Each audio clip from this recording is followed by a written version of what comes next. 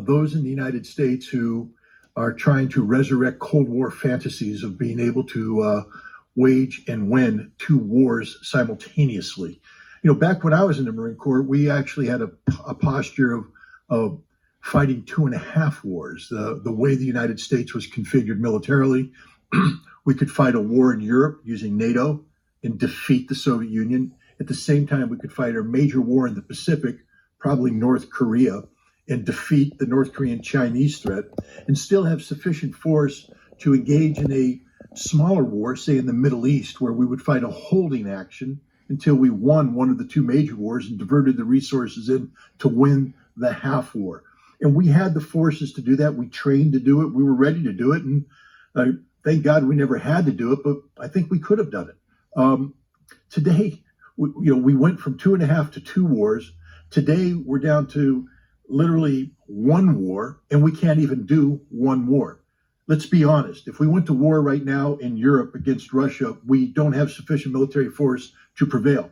We can fight a war. We can't win a war. If we went to war against China, we could fight a war, but we can't win it. And that's even if we bring the totality of our conventional strength into play. And now we're talking about doing it against both Russia and China.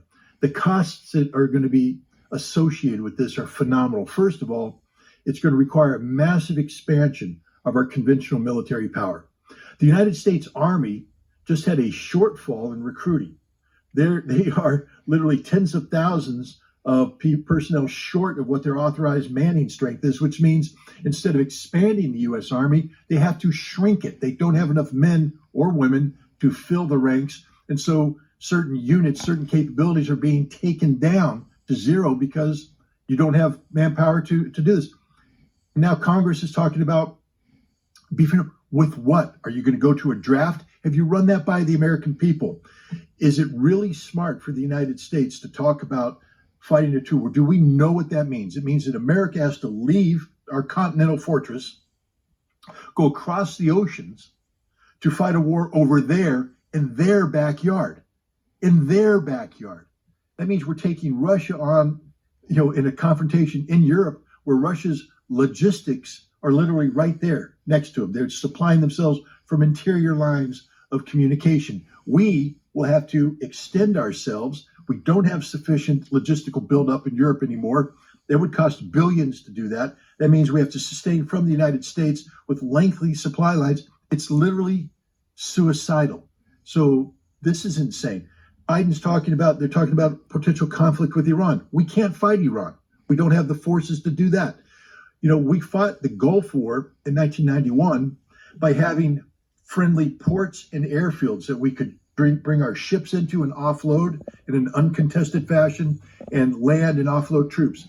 How are we going to do that in a war with Iran? They're going to blow up every port, blow up every airfield. It means now we have to do a forcible entry into an Iranian port, Chabahar, Bandar Abbas.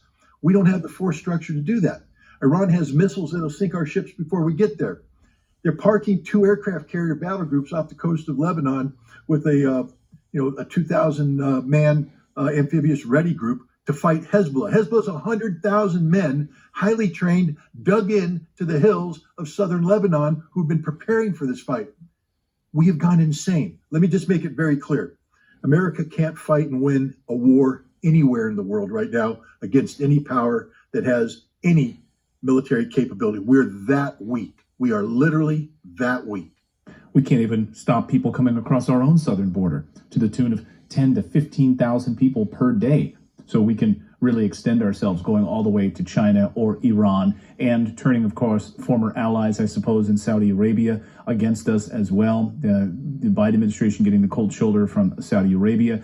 But the Biden administration seems keen on raising another $100 billion for the war in Ukraine and to funnel money into Israel. Over the past 24 hours, Zelensky on the Ukrainian side has said, see, all of these long-range weapons you've sent us have worked.